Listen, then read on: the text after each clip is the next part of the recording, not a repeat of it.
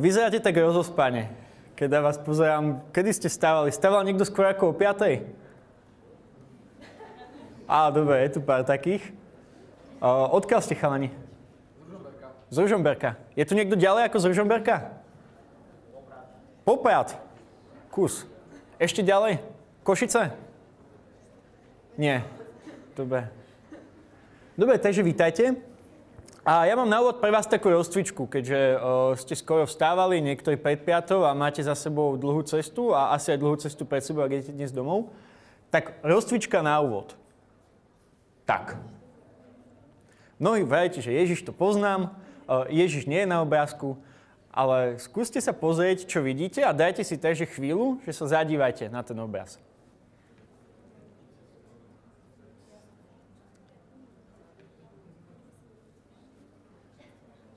Dobre. Niektorým sa už rozliepajú oči, čo je príjemné. Kto čo vidí? Čo vidíš na obraze? Jastraba, starú babku a že by tam mal byť aj mladá, ale nevidím ju. Že jastraba. Kde vidíš jastraba, prosím? To je zobák a nemá oko, ale je to taký polojastrab. Aha, takže toto, hej? Taký polojastrab, hej? A tu má niečo, nejaké teleso, hej? Dobre, a potom si povedal, že starú babku. Kto vidí starú babku? Tak, citujem. Koľko vidíte starú babku? Dobre, ďakujem. A ešte si povedala tretiu vec, že nejakú mladú. Vidí niekto mladú ženu? Jedna. Dobre. Takže kto vidíte starú ženu, niekto? Tu vedľa, kolegyňa, kde ju vidíš?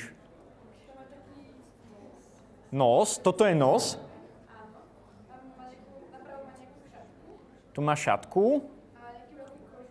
Nejaký kožuch je toto. A ústa sú toto a tu je oko. A tu sú vlasy. Čiže vidíte všetci starú ženu teraz? Aj tí, čo nevideli?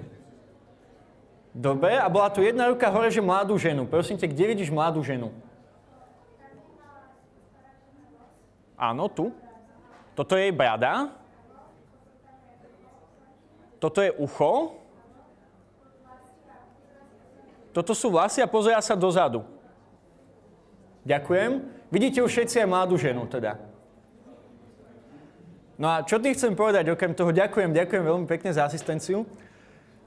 Okrem toho, že vás chcem zobudiť, vidím, že ešte živo diskutujete. No jastreba tu videl niekto prvýkrát, takže aj mne samému to rozšírilo obzory. Ale ďakujem pekne. Ako vidíte, na situáciu alebo na to, čo vidíte pred sebou, sa dá pozrieť z mnohých hľadisk. A naozaj napríklad nevidíte to, čo možno vidíte na druhý a nevidíte to, čo vidia ľudia okolo vás a vy vidíte niečo, čo nevidia oni. A tak je to aj s tým, čo vám chcem povedať, tak je to aj s dnešným dňom, kedy predpokladám, že väčšina z vás si prišla vypočuť o možnostiach, ako sa dá študovať v zahraničí. Ja nič také ponúkať nebudem, takže vás hneď sklamem. Nebudem vám ponúkať štúdium v zahraničí, budem vám ponúkať možnosť, že aj na Slovensku sa oplatí zostať a hlavne, že aj na Slovensku sa dá čas vysokej školy prežiť zmysluplne. A tu sú potom ešte ďalšie obrázky, keby vás to zaujímalo, tak je to veľmi populárne. Budem hovoriť o Nexterii. Kontrolná otázka, kto z vás ste už počuli o Nexterii? Pár rúk hore, výborne. Aj tam vzadu vidím. Takže niektorí áno a drvivá väčšina nie. Dôležitá informácia na úvod, Nexteria nie je škola. To znamená, že dnes budete počuť o veľa školách, Nexteria nie je škola. Nexteria je komunita. Sú to ľudia. Ja sám som vysokoškolský študent, študujem tu v Bratislave, študujem na matfize, teraz som piatak. A keď som bol ako vy maturanti, predpokladám, že všetci ste maturanti. Je tu niekto, kto nie je maturant? Dobre. Ste mladší ako maturanti, alebo už po maturanti? Asi mladší ako maturanti. OK. Takže o rok budete maturovať? O rok. OK. Čiže ste stredoškoláci? Ja som z Banskej Štiavnice, podľa mňa najkrajšie mesto na Slovensku, ospravedlňujem sa Ružomberku, aj Popradu, aj celému okoliu. A pre mňa ten čas strednej školy bol taký, že ja som bol na seba veľmi náročný. Že okrem toho, že som chodil na Gimpel a snažil som sa mať čisté jednotky a snažil som sa všetky predmety vedieť od slovenčiny po matiku, tak som robil pomerne veľa vecí. Skautoval som, ak je tu nejaký skaut, môžeme potom pokecať. Hej, výborne, to mi kývajú hlavou, to sa teším. Okrem toho som bol predsedom žiackej rady na škole, predsedom triedy, predsedom mestskej študentskej rady. Stále som niečo robil a stále som mal pocit, že na sebe potrebujem makať viac. Že musím byť na seba náročný, že musím veľa dokázať. A v tejto fáze som sa dostal až k výberu vysokej školy. A to bolo pred 5 rokmi, vtedy a na strednom Slovensku v Banskej Štiavnici, takže som nemal pocit, že mám nejakú možnosť prezentácie vysokých škôl, ako vy máte dnes, že si to môžete pozrieť, ako sa dá študovať v zahraničí.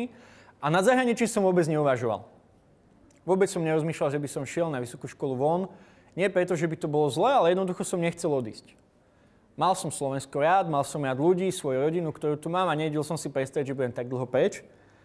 A veľmi prirodzene som si teda vyberal školy tu a vybral som si svoju výšku, chodím na matfiz, ako som povedal. Ale veľmi rýchlo som zistil, že len chodiť na výšku nestačí. Od prvého semestra na škole za nami začali chodiť firmy a starší spolužiaci, ktorí začali hovoriť, že firmy hľadajú mladých ľudí, ale že hľadajú lídrov. A pre mňa to bolo slovo, ktoré bolo strašne nepodložené ničím, lebo keď sa povie líder, tak ja som nevedel, čo si mám predstaviť. Že to je kto? To je niekto, kto zarába veľa peňazí? Alebo to je niekto, kto robí charitu? Alebo to je niekto, kto má najlepšie známky? Alebo to je niekto, koho majú všetci radi, alebo naopak ho neznášajú. Slovo líder pre mňa bolo absolútne prázdne a jediné, čo som vedel, je, že sa na mňa valí zo všetkých strán. Buď líder, hľadáme lídrov, chceme lídrov, zo zahraničia chceme lídrov, chod do zahraničia a stan sa lídrom. Slovo líder bolo na dennodennom programe a ja som mu nerozumel. A potom na jednej z prednášok som zažil podobnú prezentáciu, ako teraz odo mňa zažívate vy, od staršieho pána, ktorý povedal, že lídrom sa človek nerodí, ale lídrom sa človek stáva a že si tiež myslí, že to, čo Slovensko potrebuje, sú lídri. A opäť to bolo pre mňa veľmi prázdne. A preto som sa spýtal, že teda ako sa tým lídrom stať. A on povedal, že existuje program tu na Slovensku, už niekoľko rokov, ktorý lídrov produkuje. Ja som sa spýtal, že ako? Ako taký program produkuje lídrov? A on hovorí tým, že ich spojí s inými ľuďmi. S inými ľuďmi, ktorí to slovo nejak vo svojom živote uchopili, s inými ľuďmi, ktorí na niečom pracujú a s inými ľuďmi, ktorí sú na seba nároční. A to je Nexteria. Nexteria je komunita, združenie, skupina ľudí. Dosaďte si čokoľvek vám je bližšie, lebo keď sa povie komunita, tiež to môže znieť tak divne až sektársky miestami, ktoré má jednoduchý cieľ. Prepojiť vás, nás, ľudí, študentov, ktorí sú na seba nároční, ktorí chcú veľa dokázať, s ľuďmi, ktorí na Slovensku už veľa dokázali a chcú dokázať ešte viac. Preto to, čo dávame ako prvé, je, že ponúkame kontakty s lídrami z biznisu. Bežne vidíte, že nie sú to len politici, keď tu máme bývalú premiérku Ivetu Radičovú, práve že politikov máme veľmi málo, pretože politika na Slovensku je taká zvláštna téma. To viete, máme tu rôznych gazdov, ale medzi veľa našich podporovateľov patria ľudia ako CEO Tatra banky. Patria firmy ako Google, Adidas, Telekom, podobné, ktorých cieľom je, aby študenti práve tu na Slovensku mali možnosť vyskúšať si, čo to znamená u nich pracovať a nielen pracovať, ale naozaj budovať. Budovať nielen ich biznis, ale budovať Slovensko. Okrem kontaktov s lídrami z biznisu ponúkame kurzy. Predstavte, čo to je kurz, že si sadnem a píšem si poznámky. Nie len. Najzaujímavejší kurz, aký som ja v Nexteri zažil, bolo, že moji spolužiaci si vyskúšali, aké je to predávať notabene. Viete si to predstaviť? Že stojíte pri bile vo vašom veku a teraz máte na sebe tú vestu a stojíte s časopisom notabene a ľudia vás ľutujú a hovoria, taký mladý, ako si sa sem dostal, ako to, že nemáš prácu. To je kurz, ktorý naučí veľa. To je kurz, ktorý otvorí oči, to je kurz, ktorý otvorí obzory. To je kurz, ktorý vám nedá škola. To je Nexteria. Ide o trojročný program, ktorého cieľom je, aby ste jednak spoznali odpoveď na to, kto je to líder, ktorého cieľom je, aby ste zistili, že Slovensko je krajina, na ktorej sa oplatí zostať, alebo na ktorú sa oplatí vrátiť. Že je dôležité klásť si otázky, ako máte v živote víziu. Aký je cieľ aktivít, ktoré robíte. Ako sa dá pomôcť ľuďom okolo mňa.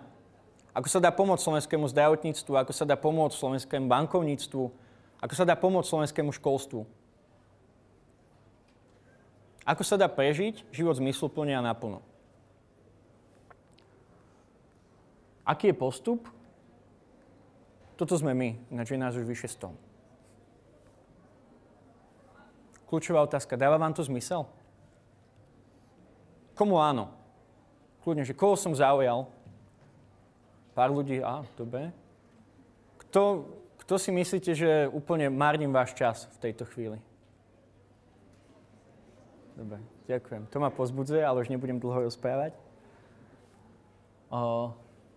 Pokiaľ sa vám to páči, pokiaľ chcete vedieť viac, chceme od vás CVčko a motivačný list. To znamená, že pokiaľ by ste sa chceli prihlásiť, chceli byť súčasťou programu v budúcnosti, treba napísať, poslať nám životopis, ktorý určite máte, ako ľudia, ktorí chcú študovať do zahraničia, a poslať vám motivačný list, prečo vám to dáva zmysel a čo sa vám na tom páči. Ideme cez 3 výberové kola. To znamená, že naozaj hľadáme ľudí, ktorí sú ochotní zmeniť Slovensko, sú ochotní hľadať cestu, ako zmeniť Slovensko, sú ochotní na sebe pracovať a sú na seba nároční. Takže ideme cez 3 výberové kolá. A bude tu čakať čas a rozvoj. To znamená, ten program je 3-ročný, ako som hovoril. Obnáša nejaké intenzívne kurzy, nejaké kurzy vo firmách. Obnáša mentoring, ktorý som ukazoval. Každý náš študent má svojho guida, ktorého si sám vyberá, s ktorým sa stretáva, s ktorým rieši otázky, ktoré ho zaujímajú. Či sú to biznisové otázky, či je to jeho budúcnosť, či je to jeho osobný život. Takže chce to nejaký čas. Ale stojí to za to. Dobre.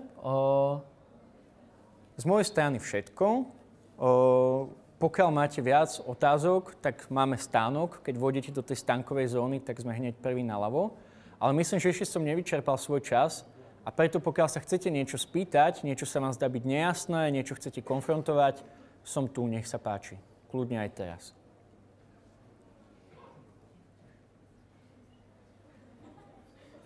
Aha, pardon. Ja by som sa chcela spýtať, že ak počas toho, čo sme v rámci toho programu, by sme chceli ísť do zahraničia na nejaký 1 rok alebo 1,5 rok, tak dá sa to nejak prerušiť? Samozrejme. Rok je úplne v pohode. Väčšinou bežne nám študenti chodia na Erasmus. To znamená, že idú na semester preč, je to úplne v poriadku, vrátia sa potom normálne, kde by pokračovali, keby na tom Erasme neboli. Keď je preč človek rok, tak ten druhý ročník si spraví potom, keď sa vráti. Je to úplne v poriadku. Naozaj nikto nebol vyhodený kvôli tomu, že by nejakým spôsobom chcel ísť von alebo si chcel doplniť skúsenosť. Práve naopak, nie je to škola, vy nedostanete vysvedčenie, že tu nenosíte indexy a nezberáte kredity. Tu spoznávate ľudí. Spoznávate ľudí, ktorí sú na seba nároční a niečo robia a človek sa necíti ako sám vojak v poli. To je tá pridaná hodnota a nikto nikoho nevyhodí z komunity ľudí. Páči sa. Ako to vlastne funguje? To je na nejakej báze stretávania sa cez víkendy, alebo raz do mesiaca, alebo raz ročne? Ako to je? Raz ročne nie.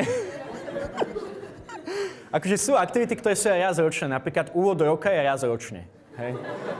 Takže, A úvod semestra, ja za semester, takže áno. Ale k tvojej otázke, že pýtaš sa víkendy, týždne a podobne. V tomto sa vyvíjame, že tými rokmi, ako Nexteria funguje, tak sa učí. Na začiatku to bolo o víkendoch, ale postupne od toho upúšťame kvôli tomu, že ľudia chcú mať voľno a stále viac ľudí je mimo Bratislavy. To znamená, že síce celý ten program prebieha v Bratislave, ale nie sú tam len Bratislavčania a práve preto sa orientujeme už na pracovné dni. Takže tie veľké kurzy zvyknú bývať pracovné dni večer. To znamená od 5. o 6. a podobne. A keď je nejaký taký, ktorý obnáša že celý deň, že sa nedá vtesnať do 3-4 hodín, tak potom sa robí v sobotu, ale to je možno raz za 2 mesiace, že sa spraví nejaká celá sobota od rána do večera. Taký kurz je napríklad umenie, volá sa tak, že umenie presviečať, ale chceme ho premeniť, lebo to znie tiež tak sektársky. Je to kurz o tom, ako komunikovať s tým, že chceš niečo ponúknuť tomu druhému. Nie, že ho chceš zmanipulovať, ale naozaj, že máš niečo a chceš, aby ten druhý pochopil, čo pre neho máš a dáš mu priestor odmietnúť. Takže taký kurz je napríklad na celý deň. Páči sa? Sídlíme v Bratislave, akože oficiálne kanceláriu máme v Luxorke, čo je v Starom meste, ale ešte že nie je to škola, že nemáme rektorát, nemáme budovu, ani nič podobné, ale všetky tie aktivity prebiehajú v Bratislave, že zatiaľ sme tu. Máme potom tie kurzy v rôznych priestoroch, či už u nás v kancli, alebo potom v nejakých partnerských firmách. Ja som tie firmy ukazoval, či je to Adidas, Tatra banka a podobne, že chodíme priamo k ním. Boli otázky viac? Nech sa páči. OK, že 3 výberové kola. V prvom kole sa robia krátke analytické testy. To znamená, je tam nejaký krátky IQ test a potom nejaká práca s číslami. Netreba sa toho báť, ak nie ste matici zrovna. Je iné, keď vám niekto povie, že chce študovať matfis a nevie počítať, a iné, keď niekto povie, že on chce robiť marketing a nevie počítať, úplne iné, ak sa na toho človeka pozeráme. Naozaj. Druhé kolo je skupinová štúdia, to znamená, že nejaká náhodná skupina ľudí, ktorí sa nepoznajú, majú spolu riešiť nejaký problém, kde sa pozeráme na to, či viete fungovať tímovo, lebo každý človek vie zmeniť svet, ale žiadny to nevie robiť sám. Tak preto hľadáme ľudí, ktorí vedia fungovať v tíme. A Nexta je komunita, takže nehľadáme ľudí, ktorí vedia fungovať len sami. A tretie kolo je osobný rozhovor s niekým z Nexterie. Taký veľmi intenzívny, že asi hodinu sa s tebou niekto rozpráva a pýta sa ťa na tvoj život a na to, čo chceš. Ešte nejaké otázky? Ja si nesledujem čas, takže možno ma bude treba vyhodiť. Nech sa páči.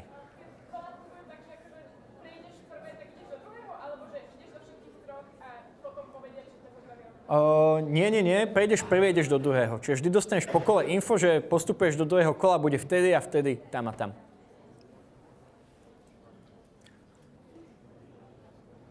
Dobre, ja myslím, že môj čas vypršal. Ja vám ďakujem, že ste sa zapájali. Ak som vás zaujal a chcete vedieť viac, lebo nedá sa vystihnúť všetko, a viem, že je to možno ťažko predstaviteľné, keďže nie sme akože štandardná škola, tak máme stánok v stánkovej časti, som tam ja, sú tam moji 2 kolegovia, takže kľudne sa zastavte. Nechajte nám na seba kontakt, no a ideálne sa prihláste. Samozrejme máme web nexteria.sk. Takže pekný deň, užite si školy, všetko dobré.